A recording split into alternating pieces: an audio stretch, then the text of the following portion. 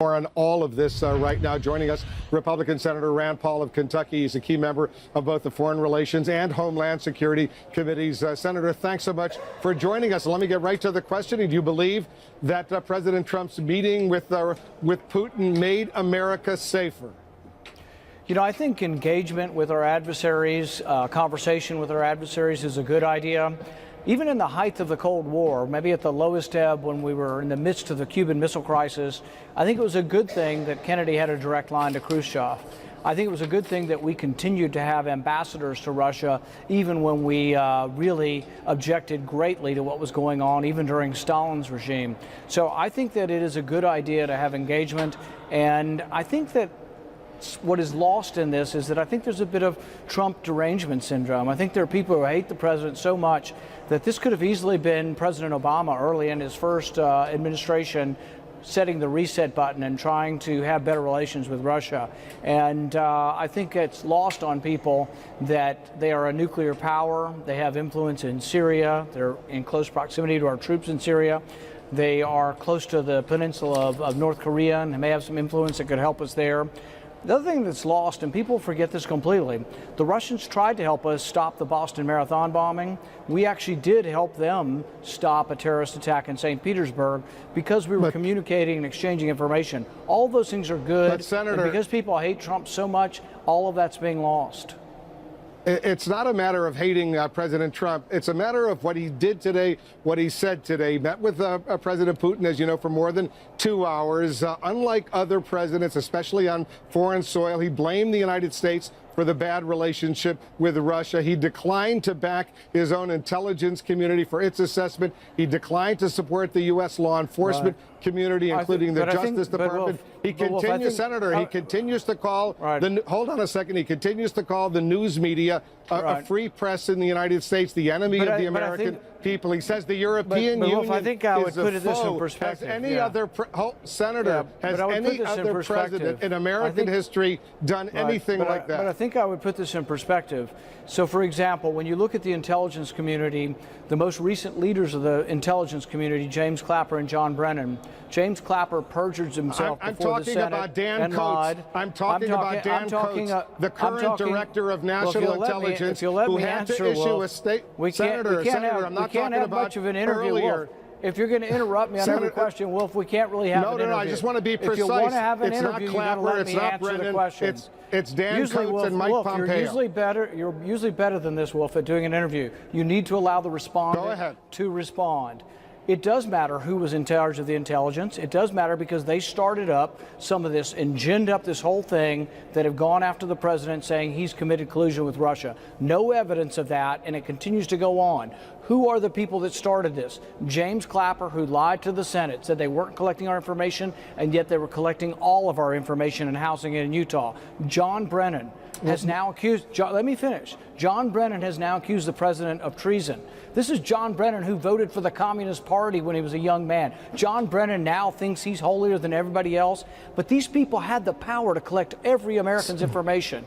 And these are the people that I am concerned use their bias against President Trump, and absolutely I'm with the president on this.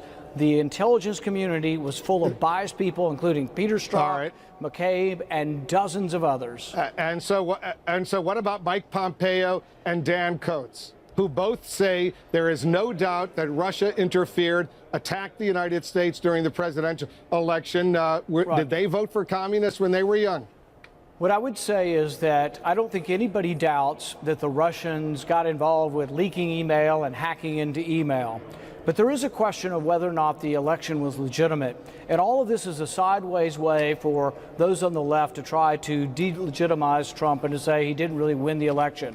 When in reality, the election was really about Hillary Clinton being unfit for office, being a dishonest person who enriched, her and her husband enriched themselves at taxpayer expense and at the expense of receiving money from people like the Sultan of Brunei and Saudi Arabia. So it was really a much more complicated situation. But what's happened is everybody now says, oh, the Russians, the only reason Trump is president is because of the Russians. You can see how he would take that personally. And frankly, I don't think anybody in Kentucky, he got nearly 80% of the vote in the mountains. I don't think anybody was influenced at all by anything to do with the Russians. They didn't like Hillary Clinton because she wanted to kill the coal industry in our state. But Senator, you know, you and I have known each other for a long time. I've interviewed on many occasions. Let me put up on the screen what Dan Coats, the director of national intelligence, a former Republican senator, a former U.S. ambassador to Germany. Russia definitely did try to influence the campaign. That's what he said. Chris Wray, the FBI director, also named by the president. I have no reason whatsoever to doubt the assessment of the intelligence community. Hold on. Mike Pompeo, all of them said exactly the same thing. But I would put this in perspective, Wolf.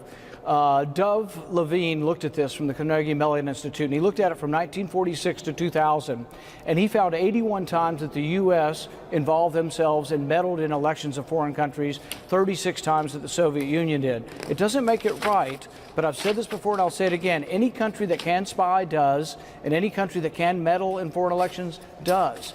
All countries are doing this, but we've elevated this to a higher degree, and we've made this all about the sour grapes of Hillary Clinton losing the election, and it's all about partisan politics now. This is truly the Trump derangement syndrome that motivates all of this. Senator, I got to disagree with you. Let me, and I know Dan Coats disagrees with you as well. I'll read the statement he issued today after the president's news conference with Putin. Listen to this, and then I'll give you a chance to respond. We have been clear in our assessments of Russian meddling in the 2016 election and their ongoing pervasive efforts to undermine our democracy, and we will continue to provide unvarnished and objective intelligence in support of our national security. Go ahead and respond to your former colleague.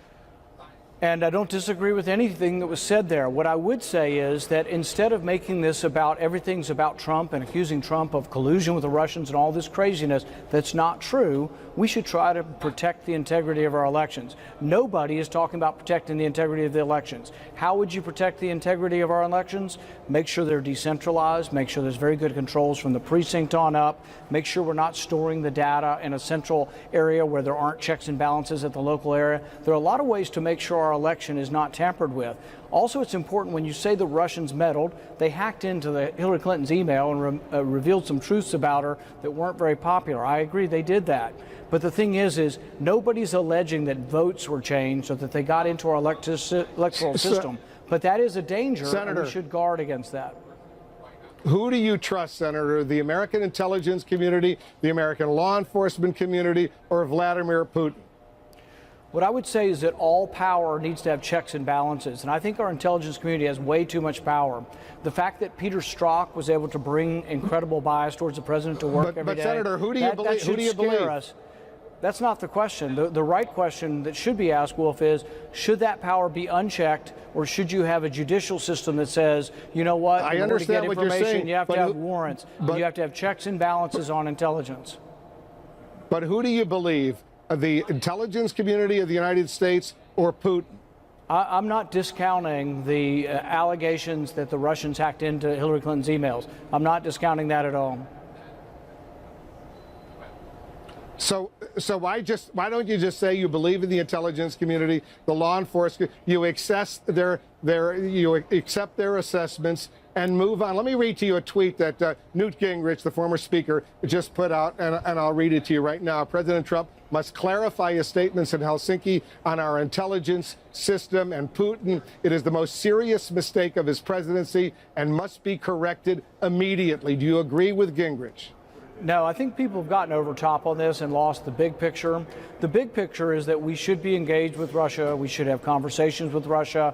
We have serious conflicts in various parts of the globe. It would be a mistake not to have open lines of communication with them. And I can tell you what I have told the Russians who are here in the United States when I've conversed with them. Hacking into the election, if they did it, and in all likelihood the evidence looks like they did, it has backfired because it's made relations worse. And so they want to have better relations. There should be a great deal of incentive as time goes on for them not to do it again because it's made relations so much worse. And so my hope is that we will push the issue and that over time those incentives will be apparent. I know there's a little delay. I'm here in Helsinki. You're in Washington, so occasionally it might be awkward. Bottom line, Senator, do you believe that what President Trump did today here in Helsinki was good? I think it was a great idea and a good idea to meet with the Russians and to have engagement, conversations, and to make sure that we don't accidentally stumble into war. Everybody agrees it's good to have good relations with Russia, have a dialogue with Russia. But do you believe it was good that the President of the United States threw his intelligence community under the bus and sided with Putin? Yeah. I don't see it that way at all, but I do see that many Democrats have come forward and they basically want a confrontation. They suggested that he not meet with Putin. So really the question of to meet or not meet, almost every Democrat in Washington came on your program and other programs and said he shouldn't meet with Putin. That's the kind of sort of, I think, simplistic thinking that leads to war. We should continue to have conversation even with our adversaries, probably most particularly with our adversaries. I got to tell you, Senator, it's not just Democrats. It's a whole bunch of your fellow Republicans who think it was a mistake, especially now with hindsight. And I also have to tell you, based on everything we're hearing, a lot of his own national security, military, and diplomatic personnel, they also agree this was a huge blunder on the part of the President of the United States to exit from this meeting with Putin the way he did. It's going to cause enormous grief for the president and for his administration. But I'm grateful to you, as usual, for joining us and expressing your views. Thank you very much.